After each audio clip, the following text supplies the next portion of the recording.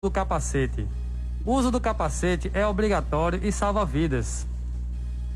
Você sabia que usando o capacete você pode diminuir em média 40% a chance de sofrer um acidente com consequências graves? A falta do uso de capacete está entre os 5 fatores de risco para acidente de trânsito. Para se ter ideia, em 2019 foram 183 mil internações no SUS em decorrência de acidente de trânsito. De cada 10 acidentes desse, Major Elmer, 8 foram envolvendo motocicletas. Então, esse número aí representa um número bastante expressivo entre os acidentes de trânsito, e a consequência desses acidentes com motocicletas foram um grande número de mortes. Desses acidentes que ocorreram, 30 mil mortes, né, no geral, no trânsito brasileiro em 2019, sendo que 10.600 foram envolvendo motocicletas. Essas motocicletas, né, elas têm sim um caráter obrigatório, o uso do capacete, e não está sendo observado isso pelos motociclistas. Isso é a grande consequência, né, desse não uso, são essas mortes, né? Outro detalhe importante que podemos verificar, que um estudo da Organização Mundial de Saúde é que 70% das chances de você não ter uma consequência grave no acidente é quando você utiliza o capacete, porque o capacete ele é um dispositivo de segurança e é o principal dispositivo de segurança para quem utiliza a motocicleta, né? Então ele deve estar utilizado de forma correta, né? Afivelado, com aquela parte da queixeira, né, num local adequado, com a viseira fechada. Inclusive essa utilização ela é prevista no Código de Trânsito Brasileiro, né, e pode salvar tanto a vida de quem está conduzindo, como também daquele que está na garupa da moto ou sendo passageiro da motocicleta, porque num acidente é única proteção, né? Porque o veículo motocicleta, ele é um veículo que fica exposto, né? Então, no caso do acidente, o equipamento capacete, ele vai salvar a vida das pessoas. É isso. Falando em questões de infrações do Código de Trânsito, essa infração é uma infração gravíssima. Ela prevê multa, ela prevê também a suspensão do direito de dirigir, né, de 1 a 3 meses, e aí no recolhimento da habilitação. Isso é uma dúvida que muitas pessoas têm quando se depara com uma blitz, quando o motociclista foi abordado com capacete, e uma das consequências disso é a retenção do documento de habilitação. Algumas pessoas ainda não estão informadas a esse respeito, mas o Código de Trânsito já prevê isso, né?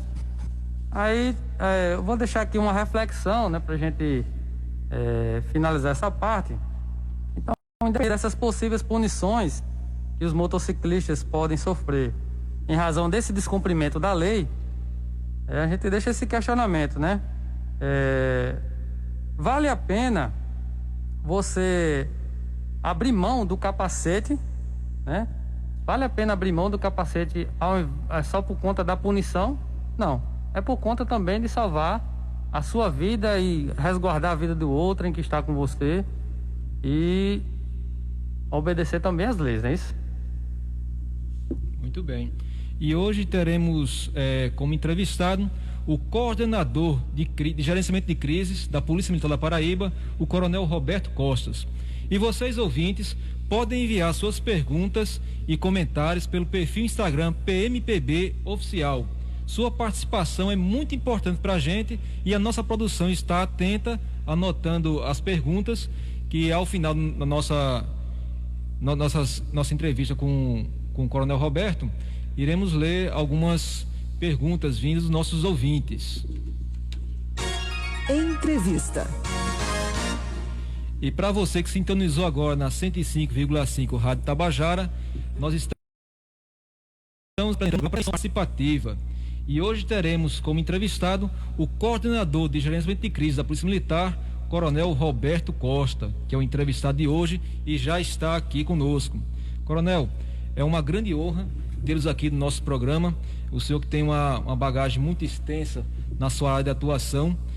E para iniciar o nosso rol de perguntas, é importante dizer que nossos ouvintes, eles acompanham pelas notícias que saem nas mídias sobre as atividades da Polícia Militar, as suas ocorrências, as suas atividades. Entretanto, muitos não conhecem como funciona a administração da Polícia Militar, como é que são os postos, as patentes, como é a vida de cada policial. Então, para saciar essa curiosidade que muitos têm, nos diga, Coronel, quem é o Coronel Roberto Costa e o que faz um coordenador de gerenciamento de crises na Polícia Militar? Bom dia, Major Elmer. Bom dia, Capitão Jamerson. Bom dia a todos da equipe técnica que são responsáveis pela programação desta emissora, Tabajara FM. Para mim é uma honra muito grande estar aqui hoje pela manhã e também gostaria de mandar um bom dia todo especial para os nossos ouvintes, trabalhadores, trabalhadoras, pais e mães de famílias, estudantes, autônomos, todos os profissionais que todos os dias estão buscando vencer as dificuldades. Nós sabemos que não vivemos um momento fácil, mas que cada pessoa, tendo fé em Deus e confiança, certamente haverá de superar essas dificuldades. De modo que a gente envia aqui um bom dia caloroso, cumprimentando a todos, também na pessoa do comandante-geral, Coronel Euler Chaves, cumprimentar e saudar todos os militares estaduais, da ativa e da inatividade. Para a gente é uma satisfação muito grande pertencer aos quadros da Polícia Militar, porque vemos pessoas que contribuíram e atualmente contribuem para salvaguardar a vida e o patrimônio de todos aqueles que vivem em sociedade. E também registrar o nosso agradecimento a Deus por nos conceder mais um dia de vida e estarmos aqui para falar um pouco, de forma humilde, sobre o que é o gerenciamento de crise, como o gerenciamento de crise pode ajudar na redução dos conflitos. Eu tive o privilégio, a oportunidade de ingressar na instituição através de concurso público, fiz o curso de formação no estado do Rio de Janeiro. Em 91, retornei ao estado da Paraíba, já tive oportunidade de trabalhar em quase todos os quadrantes do estado da Paraíba, em quase todas as micro-regiões nós tivemos a oportunidade de contribuir de alguma forma. Trabalhei no 4º Batalhão em Guarabira, trabalhei no 8º Batalhão em Itabaiana, trabalhei na região do Sertão, na cidade de Souza, quando era companhia ainda, hoje é o 14º Batalhão. Trabalhei no 1º Batalhão, aqui para que o ouvinte saiba onde é o 1º Batalhão, no centro de João Pessoa, o 5º Batalhão, sediado no Valentina Figueiredo. Tive a oportunidade também de comandar a Academia de Polícia Militar do Cabo Branco, que é o localizado no Centro de Educação da Polícia, em Mangabeira. E em 2003 e 2004 também tive o privilégio de ser designado para ser diretor do Presídio Civil Porto. Tive uma passagem lá também, gerenciando, tentando administrar da melhor forma. E hoje estou tentando desempenhar do melhor modo as minhas funções no EM6, que é a Coordenadoria de Negociação e Gerenciamento de Crise, que pertence ao Estado-Maior Estratégico da Polícia Militar. As nossas instalações é no Comando Geral da Polícia Militar, localizado na Praça Pedro Américo. Nós ocupamos lá um gabinete no 2º andar, onde fica localizado o Estado-Maior Estratégico. Todos os dias nós estamos lá.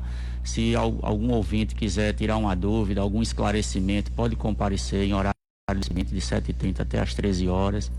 O atendimento é presencial e para a gente será uma grande satisfação poder contribuir, poder ajudar naquelas dúvidas que o ouvinte tiver precisando de esclarecimento, e o nosso direcionamento será o mais recomendado e o mais profissional e técnico possível. Muito bem. E o que faz essa coordenadoria que o senhor está à frente? A Coordenadoria de Negociação e Gerenciamento de Crise, ela é um órgão que foi criada através da Lei Complementar número 87 de 2008, que estabeleceu o Estado-Maior Estratégico como órgão de assessoramento, de planejamento e gestão para apoiar, dar suporte ao comandante, e foram criados os EMs, que vai do EM1 até o EM8. E a Coordenadoria de Negociação e Gerenciamento de Crise, ela tem a capacidade de mediar, de conciliar, de buscar uma saída pacificadora naqueles casos que há conflitos coletivos pela posse da terra. Sempre que houver uma ocupação indevida em qualquer dos 23 municípios do estado, nós somos uma coordenadoria que tem uma abrangência estadual. Sempre que houver uma ocupação, a parte autora, o proprietário, ele vai entrar com ação de reintegração de posse. O advogado vai fazer uma petição ao juiz, o juiz vai analisar a documentação e vai expedir o mandado de reintegração de posse. Aquilo ali é distribuído através da central de mandatos, e o oficial de justiça, ele entendendo que não tem, se nós estivéssemos numa democracia mais avançada, uma condição assim de mais civilizada, as pessoas entenderiam que ocuparam indevidamente e teriam que cumprir o regramento legal, a determinação judicial. Nem sempre isso acontece. O oficial de justiça, não tendo condições de sozinho cumprir aquela determinação judicial, é feito um ofício ao comandante da corporação, e o comandante da corporação despacha para a Coordenadoria de Negociação e Gerenciamento de Crise fazer um diagnóstico, uma análise daquela situação e oferecer uma resolutividade adequada. Isso aí nem sempre aconteceu. Passou a acontecer nesses moldes, seguindo esse protocolo, a partir de 1996, quando houve um embate no sudeste do Pará, em Eldorado do Carajás, que morreram 19 trabalhadores rurais sem terra, pertencentes ao movimento dos sem terra. E a partir daquele momento, as instituições, as polícias militares do Brasil passaram a adotar uma corredoria de negociação e gerenciamento de crise para fazer exatamente essa mediação do conflito, buscar uma saída, analisando sempre o aspecto de dignidade das pessoas humanas, sempre a questão humanitária, para que vidas fossem preservadas. Assim, o principal objetivo do gerenciamento de crise é salvar vidas e aplicar a lei. E nesse aspecto nós temos, a cada vez que nós recebemos uma demanda, procurado realizar esse caminho do melhor modo. Olha, Roberto, a gente sabe que há uma demanda, né, grande com relação à desocupação de áreas ocupadas irregularmente aqui no estado. Atualmente, a Coordenadoria de Gerenciamento de Crise tem enfrentado muitos problemas nessa área? Sim, nós temos sempre, assumimos em 2013 essa coordenadoria, e sempre a cada ano nós temos observado que as demandas elas vêm crescentes, são crescentes. E aí você vai observar que a interferência de vários fatores. As cidades elas estão crescendo, há um crescimento urbano mais acelerado. Você tem também questão de desigualdades sociais, a própria globalização. Isso aí faz com que cada vez mais haja uma demanda desse campo de ocupações indevidas, de ocupações irregulares. Nós temos também a questão do campo, também zona rural, algumas propriedades também ocupadas indevidamente. E além dessas questões voltadas para o perímetro urbano e para a zona rural, a coordenadoria também atende a questão dos povos indígenas e daquelas comunidades tradicionais como quilombolas. Não é só a questão de ocupação de sem-teto, de propriedades ocupadas indevidamente. E nós temos ainda um fator complicador mais recente, com essa crise de pandemia. Muitas pessoas tiveram seus salários reduzidos, muitos ficaram sem trabalhar, pessoas autônomas por conta das restrições do distanciamento social, o comércio fechado, então reduziu o poder aquisitivo de muitas famílias. E hoje nós temos as demandas sempre um pouco maiores, mas temos sempre negociado, buscado uma saída pacífica. Nós vemos que ali tem pessoas desprovidas economicamente, em situação de vulnerabilidade, pessoas idosas, crianças, mulheres. Sempre temos dialogado com o Poder Judiciário, com os advogados, com as entidades, com os movimentos sociais, buscando mediar o conflito e buscando sempre atender o interesse social, além de cumprir a demanda que a lei determina. Muito bem, coronel. E quais seriam as áreas mais ocupadas irregularmente? São terrenos públicos ou privados? Nós temos áreas ocupadas, tanto áreas particulares quanto áreas públicas. No Brasil, nós temos assim uma cultura de o que é público é como se não tivesse dono. Então nós temos as áreas as áreas públicas em quantidade maior do que as áreas privadas. Às vezes existe um terreno que pertence à Superintendência do Patrimônio da União, pertence ao governo do estado, pertence ao município, e nem sempre esses órgãos eles têm condições de delimitar aquela área, fazer um cercamento, fazer muro, e às vezes são até áreas extensas que ali serão construídos equipamentos públicos. Tem uma área que pode ser destinada a uma universidade, a instalações hospitalares, e as pessoas achando que é um bem público, elas algumas vezes ocupam aquele espaço ou parte daquele espaço. Nós temos que fazer a intervenção, temos que negociar, analisar a situação. Já tivemos a oportunidade de contribuir com a sociedade no cumprimento dessas desocupações. Acho que em 2014, 2015, nós tivemos uma área ocupada no município de Patos. O comandante do 3º Batalhão era o Coronel Cunha, a quem nós mandamos um abraço, Coronel Cunha Rolim, que nos apoiou no serviço. E aquela área ocupada seria construído um centro de zoonoses. Esse centro de zoonoses seria muito importante naquela área. Foi ocupado indevidamente, nós fizemos o processo de negociação, de mediação. A prefeitura já tinha o recurso da Caixa Econômica já disponibilizado, e nós fizemos o trabalho de mediação do conflito e conseguimos fazer a desocupação de forma pacífica. Somente para que o ouvinte possa assim entender a situação, também de importância de não haver ocupação dessas áreas públicas, porque o indivíduo ele está precisando, ele não tem teto, ele não tem onde morar, ele ocupou uma área pública. A lei diz que não existe uso capião para uma área pública. Ele pode construir lá uma casa, uma instalação de moradia, de habitação. Depois de 10 anos, 20, 30 anos, se aquela instituição requerer aquele espaço físico para a construção de um equipamento, qualquer que seja, um ginásio, uma escola, uma creche, vai ser desafiado. O município, o estado, a União vai ser reintegrado na posse. Não existe uso capião. Ele pode passar lá 50 anos, mas o bem coletivo, o direito coletivo, ele vai se sobrepor ao direito individual daquela pessoa. Se houver ocupação, por maior que seja o espaço de tempo, mas aquela desocupação ela vai ser realizada. Tivemos um exemplo na cidade de Alhandra, ocupado uma área até extensa área, pessoas ocuparam vindo do Conde, vindo de Pedras de Fogo, de Caporã, até de Goiânia, até de Pernambuco, tinha pessoas que ocuparam.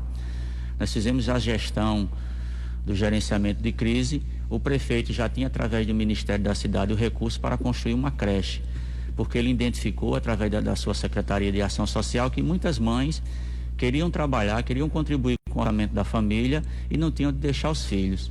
E ele identificou que construindo uma creche, as mães teriam mais tempo para poder trabalhar, as famílias podiam prosperar no aspecto financeiro. E não poderia ser feita a creche porque o espaço onde a creche iria ser construída estava totalmente ocupado. Fizemos ao longo de 15 dias o gerenciamento de crise, as pessoas desocuparam e a prefeitura pôde dar continuidade e ajudar aquela sociedade, as pessoas a ganharem, prosperarem e manter seu nível de subsistência para si e para a sua família. E nesse aspecto teve outras áreas no estado que nós demos a nossa parcela de contribuição. Coronel Roberto, esse tempo que o senhor está à frente da coordenadoria, o senhor tem aí alguns dados com relação à quantidade de operações que foram realizadas nesse tempo, e também com relação a esses exemplos que o senhor citou, né? O senhor citou que foram de forma pacífica, né?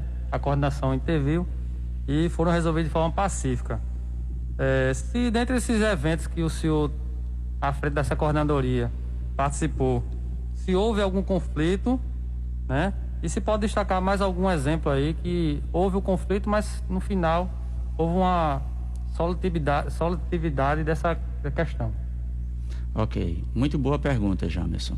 Nós, ao longo do nosso período, à frente da Coordenadoria de Negociação e Gerenciamento de Crise, somando-se a cada ano, nós fazemos uma estatística ao final do ano, o somatório das reintegrações resolvidas, que é feito um relatório geral para a Secretaria de Segurança e Defesa Social, e nesse relatório consta o número de apreensões de armas, de apreensões de droga, de veículos, e também a quantidade de reintegração de posse que foram realizadas naquele período, naquele exercício.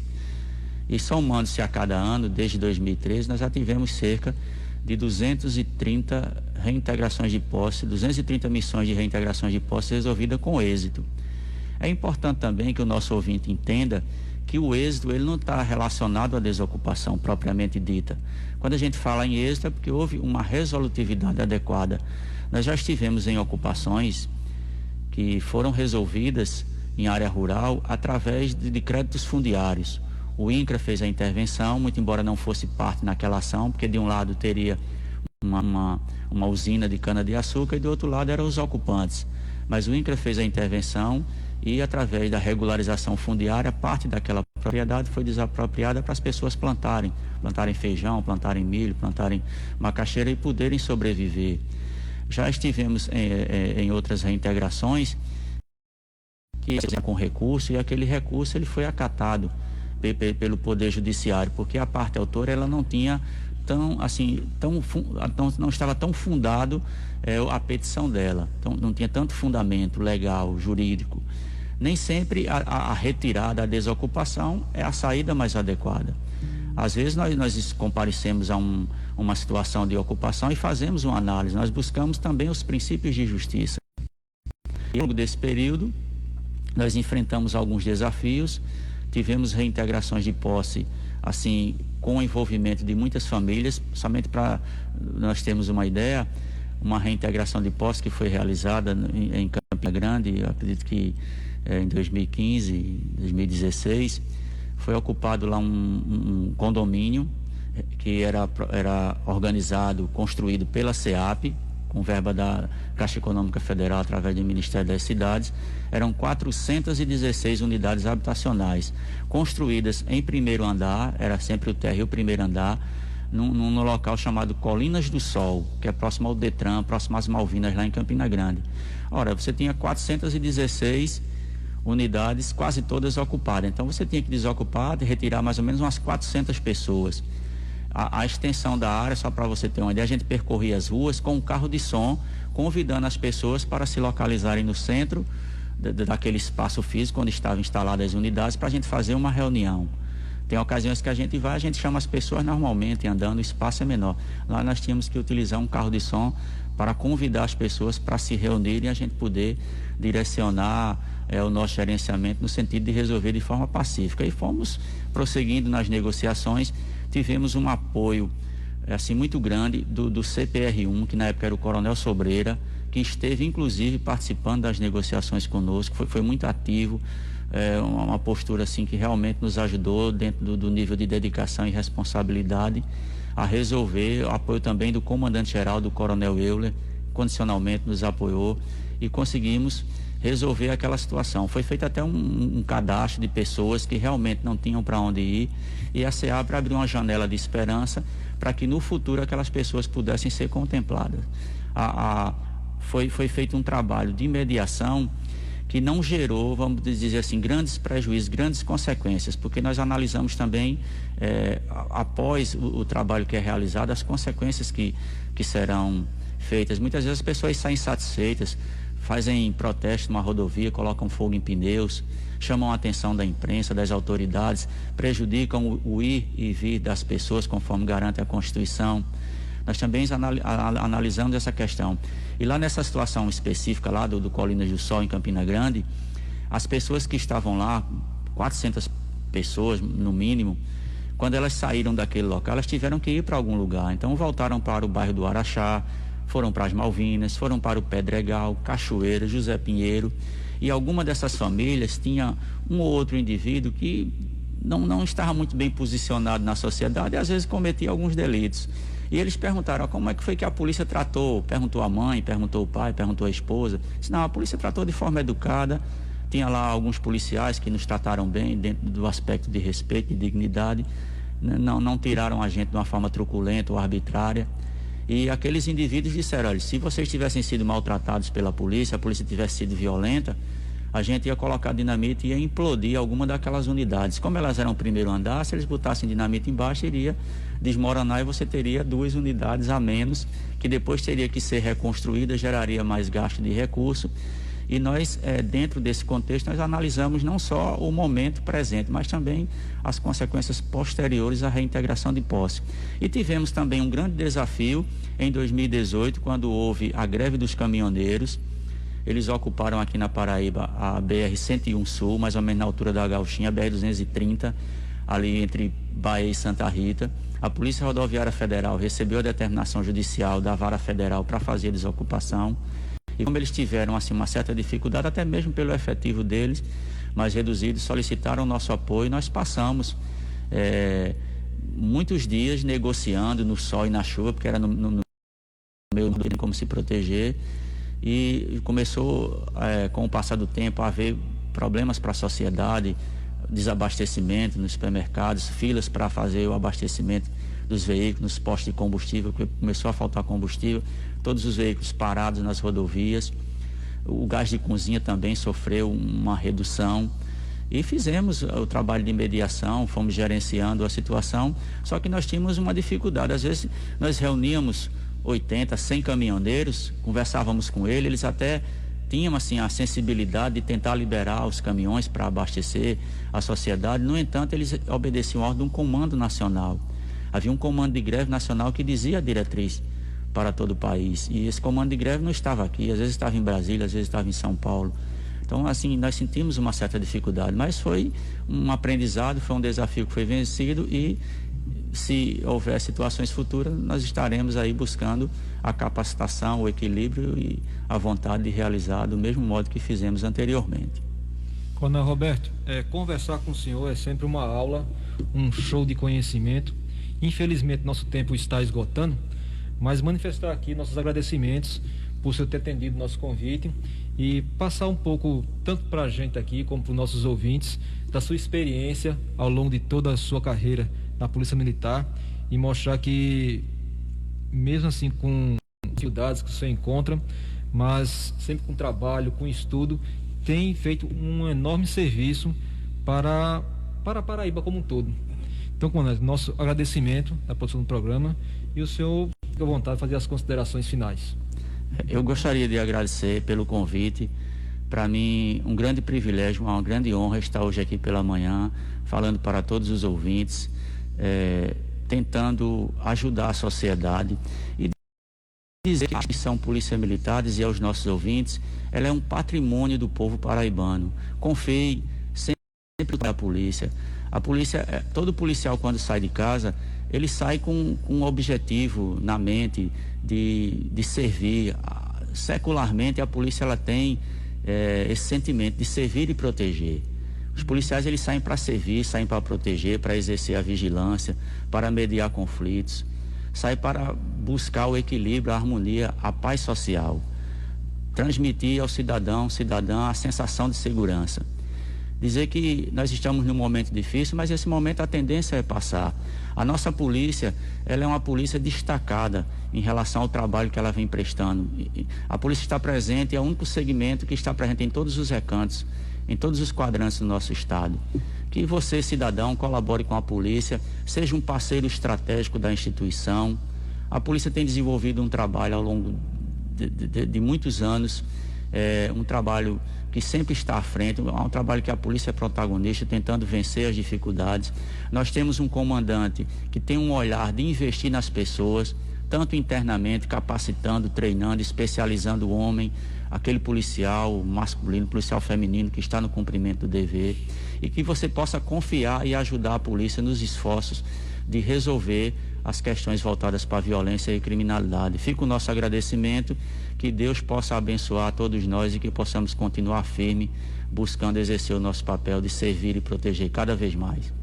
Capitão Chamas, as despedidas do pessoal. Coronel, queria agradecer também as palavras do senhor. A gente sabe que a Paraíba tem se destacado nesse setor de gerenciamento de crise, né? Tem evitado vários conflitos, tem lidado com essa questão de forma muito representativa e também demonstrando aí como é que se faz para as outras unidades federativas do Brasil, né? Então eu queria agradecer o senhor que é uma pessoa que eu sempre tive um olhar assim, como um amigo, como um excelente profissional, e hoje o senhor demonstra mais ainda quem é o Coronel Roberto Costa. Muito obrigado. Então, muito obrigado, ouvintes, aqueles que nos acompanham também pelas redes sociais. Foi uma honra conversar com o Coronel Roberto, tê-los conosco. Lembrando, programa Prevenção Participativa, toda segunda-feira, de 8 a 8h30. Contamos com a sua participação. Agradecimentos à nossa produção, Tenente Ana e o Sargento Coutinho. E agradecimento à Rádio Tabajara pelo espaço. Muito obrigado. Valeu.